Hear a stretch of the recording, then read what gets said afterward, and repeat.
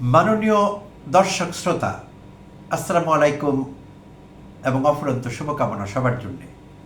আজ আমি এই এপিসোডে আপনাদের সঙ্গে আমাদের মাননীয় সংসদ সদস্যদের, মাননীয় স্পিকারের সঙ্গে মাননীয় শব্দটি কখন, কিভাবে, কতবার, কোন ফ্রিকোয়েন্সিতে বিনিময় হয় সেই বিষয়ে কথা বলতে যাচ্ছি।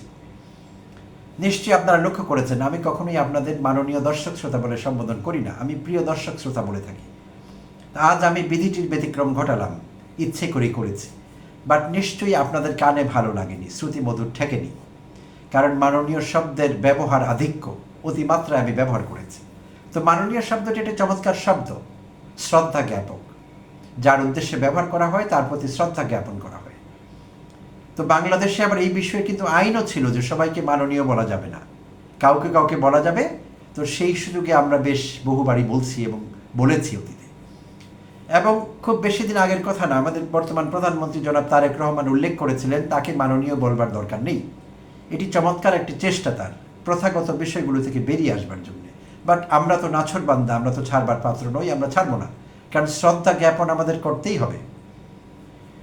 তো প্রিয় দর্শক শ্রোতা, সম্প্রতি আমাদের মহান জাতীয় সংসদে মাননীয় সংসদ সদস্য কুমিল্লা ৪ অঞ্চলের এনসিপি দলীয় নেতা এবং মাননীয় সংসদ সদস্য জনাব হাসনাত আবদুল্লাহ এবং আরেকজন মাননীয় সংসদ সদস্য এবং মাননীয় স্বরাষ্ট্রমন্ত্রী জনাব সালাউদ্দিন আহমেদ, এই দুজনের একটি হাস্যরসাত্মক ছোট্ট এপিসোড আপনাদের অনেকেরই দেখবার সুযোগ হয়েছে রিয়েল টাইমে। সংসদের কার্যাবলী অনেকেই দেখছেন, সেই সুবাদে আপনারা অনেকেই দেখেছেন। তো আমাদের হাসনাত আবদুল্লাহ জনাব সালাউদ্দিন আহমেদকে সম্বোধন করতে গিয়ে মাননীয় বলেননি একবার, বেশিরভাগ সময় বলছিলেন গত কয়েকদিনে, বাট সেদিন বলেননি একটি পর্যায়ে। আর আমাদের মাননীয় জনাব সালাউদ্দিন আহমেদ সেটি তাকে মনে করিয়ে দিয়েছিলেন হাস্যরসাত্মক ভঙ্গিতে, কিছুটা মজা করেই, খুব সিরিয়াসলি না। আর হাসনাত আবদুল্লাহ হাস্যরসাত্মকভাবেই বিষয়টি নিয়েছেন, সহজভাবে হেসে তিনি আবার এটি নিজেকে কারেক্ট করেছেন, মাননীয় বলে দ্বিতীয়বারে তাকে সম্বোধন করেছেন। তো প্রিয় দর্শক শ্রোতা, নিশ্চয়ই আপনারা লক্ষ্য করেছেন মাননীয় শব্দটির ব্যবহার আধিক্য আমাদের সংসদে। আমি ব্যক্তিগতভাবে এটি নিতে পারছি না, তাই আমি এক নাগারে সংসদের কার্যক্রম খুব বেশি সময় দেখতে পারি না। আমার অ্যালার্জি হয় এতবার মাননীয় শব্দটি শুনলে। সকলের অনুভূতি একই রকম নাও হতে পারে, বাট আমার হয়, এটি আমার ব্যক্তিগত সমস্যা হতে পারে। তা আমার কাছে স্বাভাবিক ঠেকে না বিষয়গুলো। কথায় কথায় একটি লাইনের মধ্যে কয়েকবার, একটি বাক্যের মধ্যে কয়েকবার মাননীয় শব্দটি চলে এসেছে এবং আসছে। তা আমার কাছে এটি আর্টিফিশিয়াল মনে হয় কিংবা কৃত্রিম মনে হয়। সেখানে শ্রদ্ধা জ্ঞাপনের চাইতে কৃত্রিমতার ব্যবহার আমি বেশি দেখছি। আপনারা নাও দেখতে পারেন। নিশ্চয়ই কমেন্টে আপনারা আপনাদের মতামত জানাবেন এই বিষয়ে। তো সাম্প্রতিক উদাহরণটি দিয়ে আপনাদের দেখালাম যে আমাদের মজ্জাগত হয়ে গেছে মাননীয় শব্দটি ব্যবহার করা। বিশেষভাবে সব সাংসদরা যখন স্পিকারকে সম্বোধন করছেন, তারা কিন্তু ঘন ঘন বলছেন মাননীয় স্পিকার, মাননীয় স্পিকার, মাননীয় স্পিকার। তো শুনতে কেমন যেন লাগছে। তো এই বিষয়ে আমরা যতদূর জানি পৃথিবীর অন্যান্য দেশে কি হচ্ছে, যদি ছোট্ট দিয়ে একটি উদাহরণ দিই, আমরা যুক্তরাষ্ট্র, যুক্তরাজ্য এবং পাশের দেশ ভারতের দিকে যদি তাকাই, ভারত দিয়ে শুরু করলে ভারতে কখনো কখনো অনারেবল শব্দটি ব্যবহার করা হয়, বাট আমাদের মতো এত ফ্রিকুয়েন্টলি না, এত ঘন ঘন না। যুক্তরাষ্ট্রে পার্লামেন্টের স্পিকারকে মিস্টার স্পিকার, ম্যাডাম স্পিকার বলে সম্বোধন করা হয় এবং নিম্নকক্ষ হাউস অফ রিপ্রেজেন্টেটিভের সদস্যদের জেন্টলম্যান বলে সম্বোধন করা হয়, দ্য জেন্টলম্যান, দ্য জেন্টলউমেন, এরকম বলে সম্বোধন করা হয়। সেনেটারদের সেনেটার বলে সম্বোধন করা হয়, সেনেটার। কারো কারো নামের অংশ বিশেষ ব্যবহার করা হয়, সেনেটার স্মিথ, এরকম সেনেটার এডওয়ার্ড, সেনেটার চাক শুমার, এরকম অনেক সময় ব্যবহার করা হয়। তো অনারেবল ঘন ঘন সেখানে নেই, আসছে না বিষয়টি। আচ্ছা, যুক্তরাজ্যেও স্পিকারকে, যুক্তরাজ্যের লোকেরা প্রথা বেশি ভালোবাসেন, ঐতিহ্য, তো তারা স্পিকারকে তারাও কিন্তু মিস্টার স্পিকার, ম্যাডাম স্পিকার বলে সম্বোধন করেন। আর নিম্নকক্ষের যেই সেখানে কক্ষটি আছে হাউস অফ কমন্স, সেখানে সাধারণত ব্যবহার করা হয় দ্য অনারেবল মেম্বার, কখনো কখনো, সবসময় যে করা হয় তা না। নিজের দলের হলে মাই অনারেবল ফ্রেন্ড এই শব্দটি, টার্মটি ব্যবহার করা হয়। আর হাউস অফ লর্ডসে the noble lord, the noble baroness, এই টার্মগুলো ব্যবহার করা হয়। তো প্রতি লাইনে কয়েকবার না, বাট আমরা আমাদের দেশে একটি ছোট লাইনেও বেশ কয়েকবার, একটি সেন্টেন্সে বেশ কয়েকবার শব্দটি ব্যবহার করি, যা কিনা সত্যিকার অর্থে শ্রুতিকটু মনে হয়, আমার কানে লাগে একেবারে, আমি সইতে পারি না। আচ্ছা, তো আমি কি চাই না যে লোকেরা লোকের প্রতি সম্মান দেখাক, শ্রদ্ধা জ্ঞাপন করুক? চাই, কিন্তু একটি লিমিটের মধ্যে। তাই আমার কাছে এটি বিরক্তিকর ঠেকে। তা আমি ছোট্ট একটি রিয়েলিস্টিক স্পিচ অ্যানালাইজ করেছি, তো সেইটি আপনাদের সঙ্গে শেয়ার করব। স্যাম্পল স্পিচ বলতে পারেন, স্যাম্পল স্পিচ অ্যানালিসিস, এটি সিমিউলেটেড।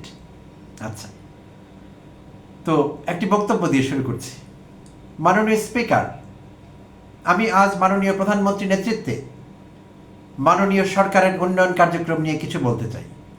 মাননীয় স্পিকার, আমাদের দেশে মাননীয় সদস্যদের সম্মিলিত প্রচেষ্টায় অনেক উন্নয়ন হয়েছে। মাননীয় স্পিকার, আমি মাননীয় মন্ত্রীর দৃষ্টি আকর্ষণ করতে চাই। আচ্ছা, তো এইবার একটু কাউন্ট করব কি দাঁড়িয়েছে সেখানে। মোট সময় লেগেছে এই টার্মগুলো ব্যবহার করতে 30 সেকেন্ড। মোট শব্দ আছে এখানে 70টির মতো। মাননীয় শব্দের ব্যবহার প্রথম লাইনে হয়েছে 3 বার, দ্বিতীয় লাইনে 2 বার, তৃতীয় লাইনে 2 বার, মোট 7 বার। 30 সেকেন্ডে 7 বার মাননীয় শব্দ উচ্চারণ করা হয়েছে। 30 সেকেন্ডে 7 বার মানে 1 মিনিটে 14 বার। আচ্ছা, তো রিয়েলিস্টিক অ্যাভারেজ যদি ধরি আমরা কিছু অ্যাডজাস্টমেন্ট সহ, কারণ সব সংসদ সদস্য একই হারে মাননীয় বলেন না, কেউ কম বলেন, কেউ বেশি বলেন, তাই একটি অ্যাভারেজ যদি দেখি তাহলে সেখানে যা দাঁড়ায়, কম ব্যবহারকারী তিনি ব্যবহার করেন দেখা গেছে 3 থেকে 5 বার প্রতি মিনিটে। বেশি ব্যবহারকারী ব্যবহার করছেন 8 থেকে 14 বার প্রতি মিনিটে। আচ্ছা, গড় করলে দাঁড়াচ্ছে 5 থেকে 10 বার প্রতি মিনিটে। সুপ্রিয় দর্শক শ্রোতা, এটি কি আপনাদের কাছে স্বাভাবিক মনে হয় প্রতি মিনিটে গড়ে 5 থেকে 10 বার মাননীয় শব্দটি উচ্চারণ করা? সেটি সংসদ সদস্যরা একে অপরের প্রতি করছেন, সংসদ সদস্যরা ইন্ডিভিজুয়ালি স্পিকারকে যখন অ্যাড্রেস করছেন তখনও করছেন, সব কিছু মিলিয়ে মিনিটে 5 থেকে 10 বার। তো আমার কাছে এটি স্বাভাবিক মনে হচ্ছে না, খুবই অস্বাভাবিক ঠেকছে। তো আপনাদের মতামত জানাবেন, আপনারা এই বিষয়ে কী ভাবছেন, আমি বাড়িয়ে বলছি কিনা, না আপনাদের কাছে খুবই স্বাভাবিক লাগছে। হ্যাঁ, অনেকে হয়তো বলবেন এটি তো সংসদীয় ডেকোরাম, পার্লামেন্টারি ডেকোরাম কিংবা পার্লামেন্টারি এটিকেট, মানছি, অন্য দেশের জন্য সেই এটিকেটগুলো সমভাবে প্রযোজ্য। বাট তারাও যদি মাননীয় ব্যবহার করেন সেখানে সীমা আছে, লিমিটেড। একটি ছোট বাক্যে একটি লাইনে 2 বার 3 বার ব্যবহার করেন না তারা, বাট আমরা কিন্তু করছি। এবং 1-2 বার যদি ল্যাপস হয়ে যায় তাহলে সেটি নিয়েও কিন্তু কথা উঠছে, সমস্যা হচ্ছে। কারণ আমরা অভ্যস্ত, আমরা জাতি হিসেবে তেলবাজ, আমরা তেলের দাম বাড়িয়ে দিয়েছি তেলবাজের কারণে। তেলের দাম আজকে কোথায় গিয়ে দাঁড়িয়েছে নিশ্চয়ই আপনাদের জানা আছে, আমার নতুন করে বলবার দরকার নেই। তো এই তেলবাজি আমরা আমাদের ব্যক্তি জীবন, প্রাত্যহিক জীবন থেকে শুরু করে অফিসে, আদালতে এবং এখন নিয়ে পার্লামেন্টে ঢুকিয়েছি বলে আমার কাছে মনে হচ্ছে কখনো কখনো।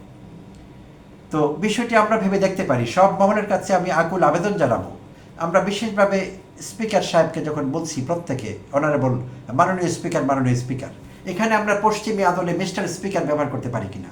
অর্থাৎ আমি চাইছি মাননীয় শব্দের ব্যবহার একটু কমানো যায় কিনা, যাতে পার্লামেন্টের কার্যাবলী আমরা সবাই উপভোগ করতে পারি।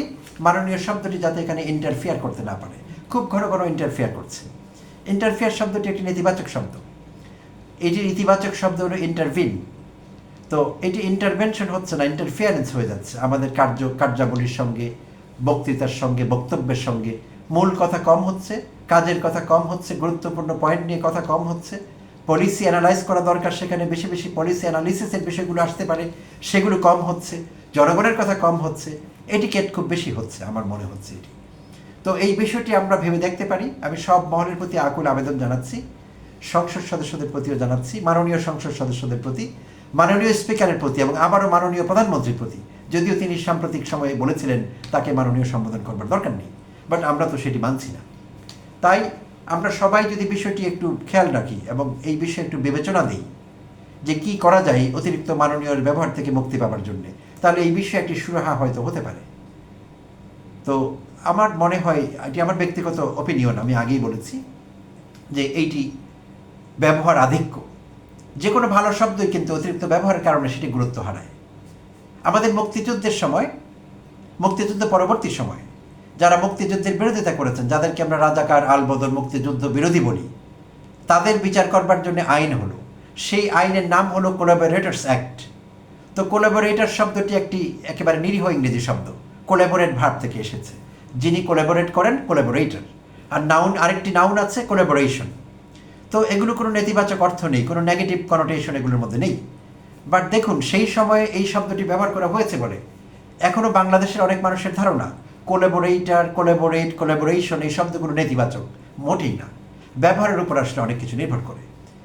অতীতে আমি আমার বিভিন্ন এপিসোডে বলেছি, উদাহরণ হিসাবে আমাদের বাঙালি জাতীয় জীবনে, বাংলাদেশের ইতিহাসে সবচেয়ে গুরুত্বপূর্ণ ঘটনা হলো মুক্তিযুদ্ধ। মুক্তিযোদ্ধারা শ্রদ্ধেয় এবং মুক্তিযুদ্ধ একটি মহান ঘটনা, সবচেয়ে মহান ঘটনা মুক্তিযুদ্ধ। তো সেখানেও কিন্তু আমরা এই শব্দগুলো বেশি ব্যবহার করে শব্দগুলোর গুরুত্ব কমিয়ে ফেলেছি। বিশেষভাবে আওয়ামী লীগ আমলে শেখ হাসিনা মুক্তিযুদ্ধ শব্দটি বেশি ব্যবহার করেছেন অপ্রয়োজনে, তার নিজের প্রয়োজনে, অপ্রাসঙ্গিকভাবে। মুক্তিযোদ্ধা শব্দগুলো বেশি ব্যবহার করেছেন, মুক্তিযুদ্ধের চেতনা বিষিয়ে তুলেছেন তিনি, অনেকের কানে সেগুলো ঝাড়াপাড়া একেবারে আমাদের। তাই এই মহান ভালো শব্দগুলো কিন্তু গুরুত্ব হারিয়েছে বেশি ব্যবহারের কারণে। মুক্তিযুদ্ধ গুরুত্ব হারায়নি, শব্দগুলো গুরুত্ব হারিয়েছে, কারণ অসৎ উদ্দেশ্যে এগুলোর অতি ব্যবহার করা হয়েছিল। তো কোনো শব্দ নিজের থেকে নেগেটিভ বা অনেক সময় পজিটিভ হয় না, ব্যবহারের কারণে সেটি অনেক সময় এরকম মনে হয়। তো তাই আমি এই আবেদন জানাচ্ছি সবার কাছে, বিষয়টি আমরা ভেবে দেখব কিভাবে মাননীয় শব্দটিকে তার প্রকৃত মর্যাদায় রাখা যায় এবং সীমিত অর্থে ব্যবহার করে সেটির মর্যাদা অক্ষুণ্ণ রাখা যায়। সেই আবেদন আমার সবার কাছে থাকবে। ধন্যবাদ প্রিয় দর্শক শ্রোতা, সঙ্গে থাকবার জন্য।